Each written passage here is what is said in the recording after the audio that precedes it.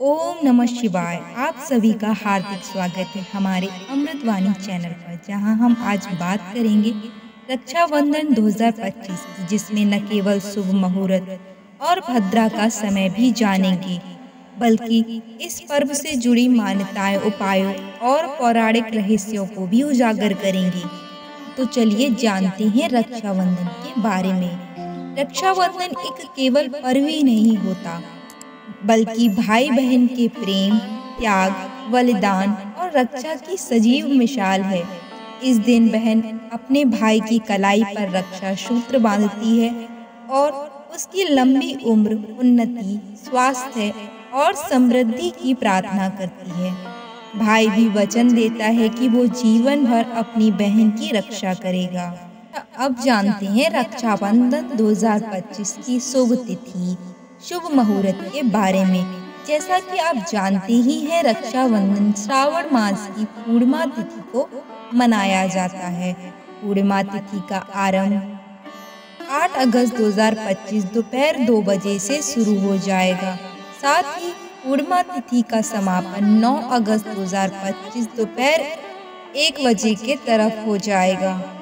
रक्षाबंधन का पर्व 9 अगस्त 2025 शनिवार को मनाया जाएगा, क्योंकि उदया तिथि के अनुसार ही रक्षाबंधन के त्योहार को मनाया जाएगा।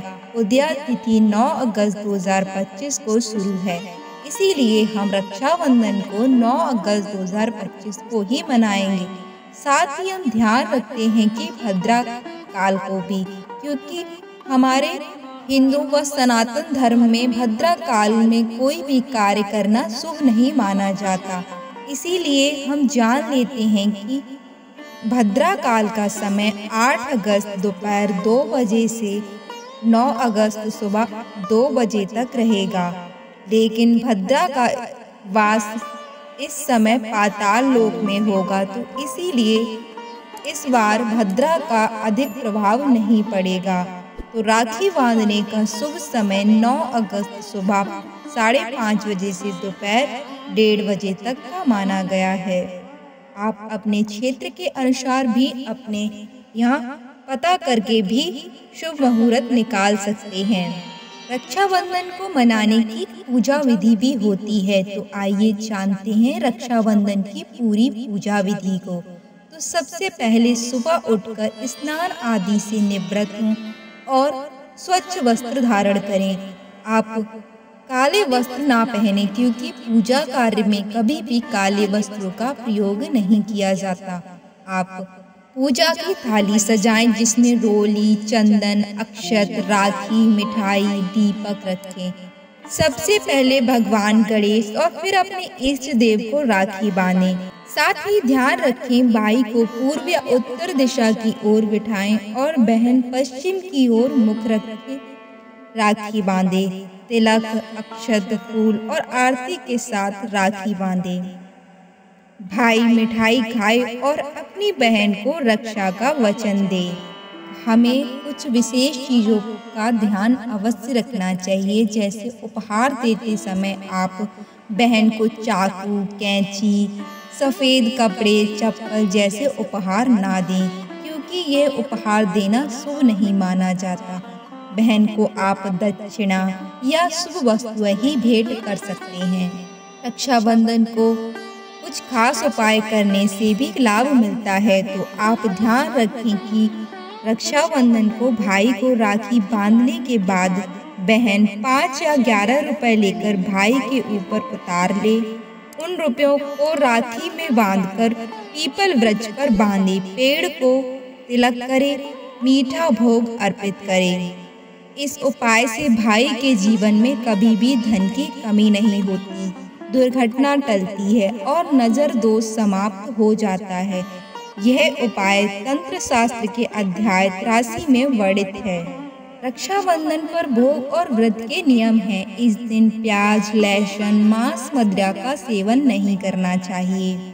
घर में खीर, हलवा, मीठी सिवैयाँ, पूड़ी, रसीले आलू, पनीर, पुलाव, रायता आदि पकवान बनाने चाहिए। इस दिन आपको अपनी रसोई में तवा नहीं चढ़ाना चाहिए।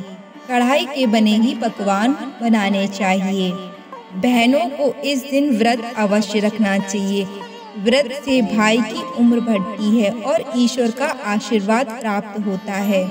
भाई बहन को अपने हाथों से एक निवाला अवश्य खिलाए। रक्षाबंधन एक आईने का उपाय है। रक्षाबंधन के दिन घर से बाहर निकलने से पहले आईना अवश्य देखें। यह राहु और भद्रा के प्रभाव से रक्षा करता है और सौभाग्य लाता है। साथ ही हम जान लेते हैं कि रक्षाबंधन क्या होता है।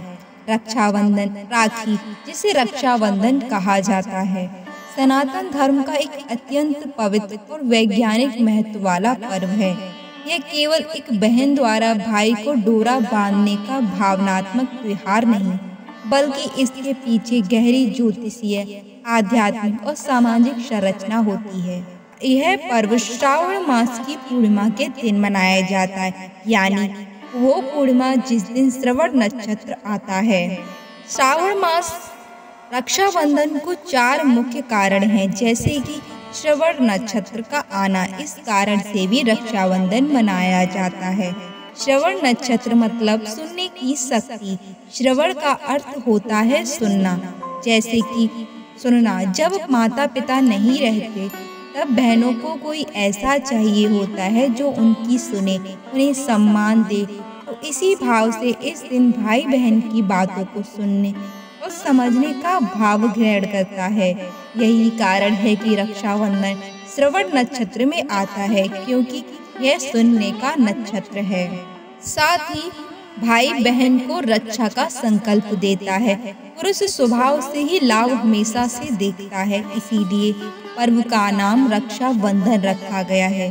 भाई सोचता है कि राखी बंधवाने से उसकी रक्षा होगी, इसी कारण से वह इसे अपनाता है। यहाँ तक कि लोग बस भी अगर भाई राखी बंधवाता है तब भी भाई बहन का संबंध बना रहता है। बहन लक्ष्मी का रूप होती है। जब बहन घर आती है, जब कोई बहन अपने ससुराल से अपने पीहर आती है तो वह लक्ष्मी का अंश लेकर आती है।